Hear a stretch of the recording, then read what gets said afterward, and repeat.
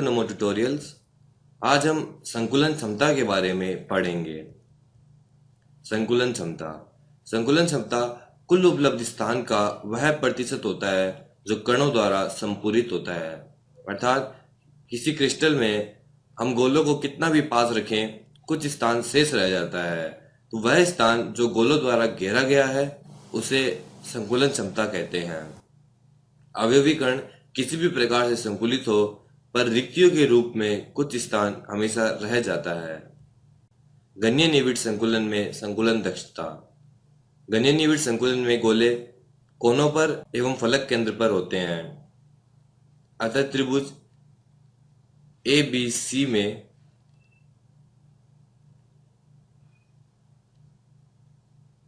Diagram में केवल एक तरफ के ही गोले दिखाए गए हैं।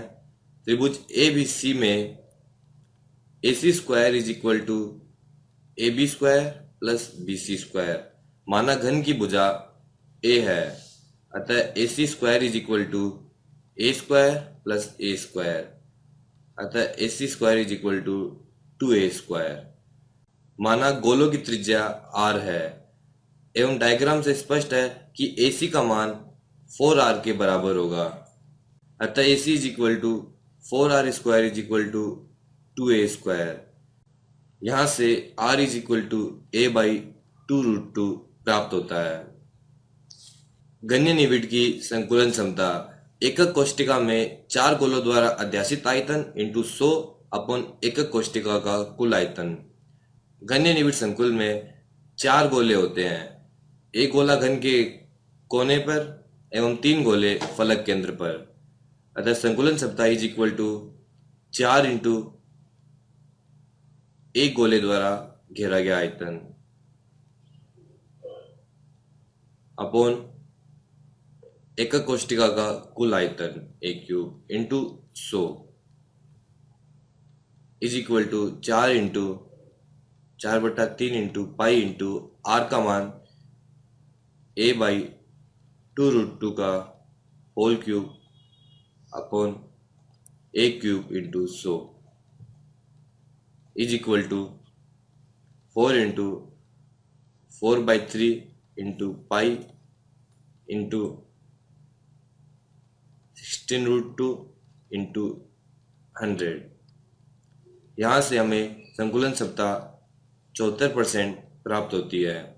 अतः घनीय निविड़ संकुल की संकुलन क्षमता 74% होती है। अंतः केंद्रित घनीय निविड़ संकुलन में संकुलन दक्षता। अंतः केंद्रित घनीय निविड़ संकुलन में गोले कोनों पर एवं केंद्र पर होते हैं, अतः अंतः निविड़ घनीय निविड़ संकुलन में गोलों की संख्या 2 होती है।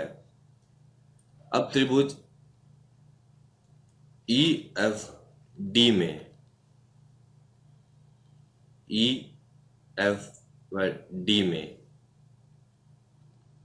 FD square is equal to FE square plus ED square. FD square is equal to B square, FE square A square plus ED is equal to A square. तो B is equal to √2A। अब त्रिभुज FDA में त्रिभुज FDA में FA square is equal to DA square plus FD square. FA square यानी C square is equal to DA square यानी A square plus FD square यानी B square. तब B का मान √2A रखने पर A square plus 2A square, C square is equal to 3A square, जहाँ से C हमें √3A प्राप्त होता है। C is equal to √3A। Diagram से स्पष्ट है कि C का मान 4R के बराबर होगा, अतः 4R is equal to √3A। R is equal to √3A/4। संकुलन क्षमता एकक कोष्टिका में 2 गोलों द्वारा अध्यासित आयतन इंटू 100 अपॉन एकक कोष्टिका का कुल आयतन। एकक कोष्टिका में 2 गोलों द्वारा घेरा गया आयतन 2 इंटू एक गोले द्वारा घेरा गया आयतन 4/3 पाई R क्यूब अपॉन एकक कोष्ठ का कुल आयतन ए क्यूब इंटू 100। आर का मान √3a/4 रखने पर संकुलन क्षमता is equal to 2 into 4/3 into pi into R का मान √3a/4 का whole cube into 100 upon A cube. यहाँ से हमें संकुलन क्षमता 68% प्राप्त होती है। अतः आद्य केंद्रित घनीय निविड़ संकुल की संकुलन क्षमता 68% होती है। सरल घनीय जालक में संकुलन दक्षता। सरल घनीय जालक में गोले केवल कोनों पर ही उपस्थित होते हैं, अतः सरल घनीय जालक में परमाणुओं की संख्या 1 होगी। डायग्राम से स्पष्ट है कि घनीय जालक की कोण लंबाई का मान 2r के बराबर होगा।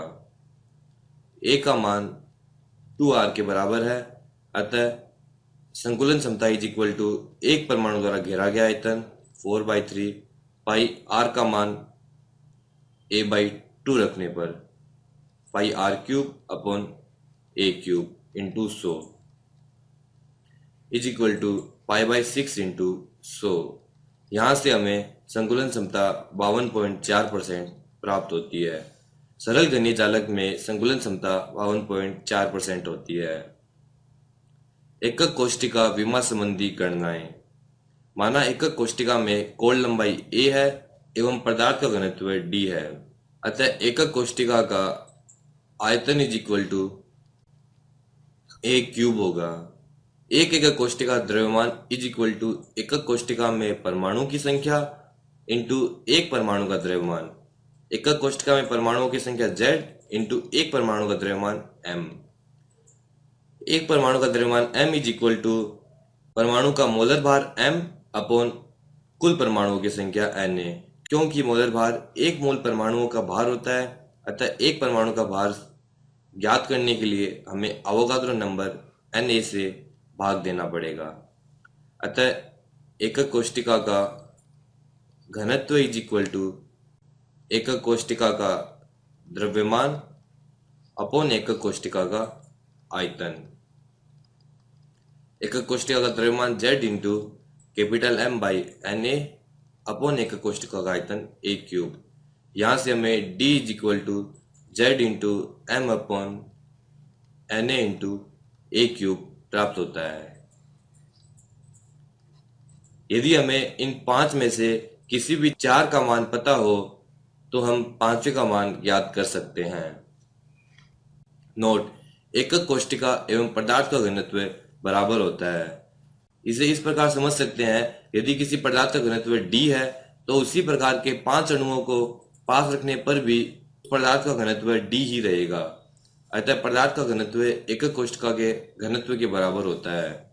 एक तत्व की कोष्ठिका की संरचना अंतःकेंद्रित घन BCC है। कोष्ठिका के कोर की लंबाई 288 पिकोमीटर है तथा तत्व का घनत्व 7.2 ग्राम पर सेमी क्यूब है। ज्ञात कीजिए कि 208 ग्राम तत्व में कितने परमाणु हैं। BCC में परमाणुओं की संख्या Z इज इक्वल टू 2 होती है, अतः formula D is equal to Z into capital M upon Na into a cube में मान रखने पर तत्व का घनत्व 7.2 ग्राम पर सेमी क्यूब है। एकक कोष्ठिका का घनत्व भी 7.2 ग्राम पर सेमी क्यूब होगा। इज इक्वल टू Z का मान 2, पदार्थ का मोलर भार m ज्ञात करना है।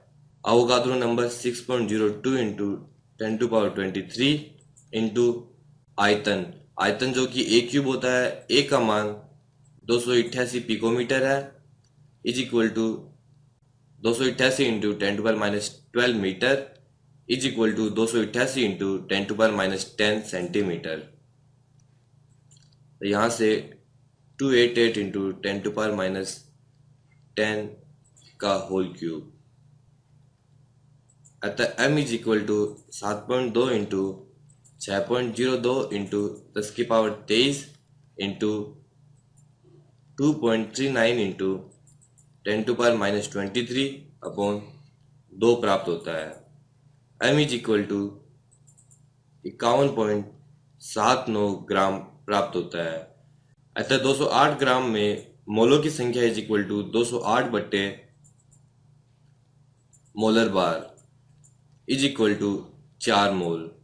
अतः परमाणुओं की संख्या is equal to 4 into Avogadro number. अतः 208 ग्राम में 4 इंटू 6.02 इंटू 10⁻23 परमाणु होंगे। एक तत्व का मोलर भार 2.7 इंटू 10⁻⁻2 kg पर मोल है। यह 405 पिकोमीटर लंबाई की भुजा वाली घनीय एकक कोष्टिका बनाता है। यदि इसका घनत्व 2.7 इंटू 10⁻3 पर kg क्यूब हो तो घनीय एकक कोष्टिका की प्रकृति ज्ञात कीजिए। Formula D is equal to Z into M upon Na into a cube. घनत्व का मान 2.7 इंटू 10⁻3, Z का मान हमें ज्ञात करना है, इंटू M का मान 2.7 इंटू 10⁻⁻2 अपॉन Na का मान 6.02 इंटू 10⁻23 इंटू A का मान 405 इंटू 10⁻12 का होल क्यूब। यहाँ से Z is equal to 2.7 into 10⁻3 into 6.02 into 10⁻23 into 405 into 10⁻12 का होल क्यूब अपॉन 2.7 इंटू 10⁻2 प्राप्त होता है। यहाँ से हमें Z इज इक्वल टू 4 प्राप्त होता है। अतः घनीय एकक कोष्टिका की प्रवृत्ति FCC प्रकार की होगी, क्योंकि FCC में परमाणुओं की संख्या 4 होती है। चांदी का क्रिस्टल FCC जालक में होता है यदि इसकी कोष्टिका के कोरों की लंबाई 4.07 इंटू 10⁻⁸ सेंटीमीटर है तथा घनत्व 10.5 ग्राम पर सेमी क्यूब हो तो चांदी का परमाणुक द्रव्यमान ज्ञात कीजिए। D is equal to Z into M upon Na into a cube. यहाँ D का मान दिया गया है 10.5, FCC के लिए Z का मान 4 होता है एवं M का मान हमें ज्ञात करना है। Na का मान 6.02 इंटू 10⁻23 एवं ए क्यूब का मान 4.07 इंटू 10⁻⁸ का होल क्यूब होगा। यहाँ से M का मान स्वयं निकालें। So with this, thank you very much.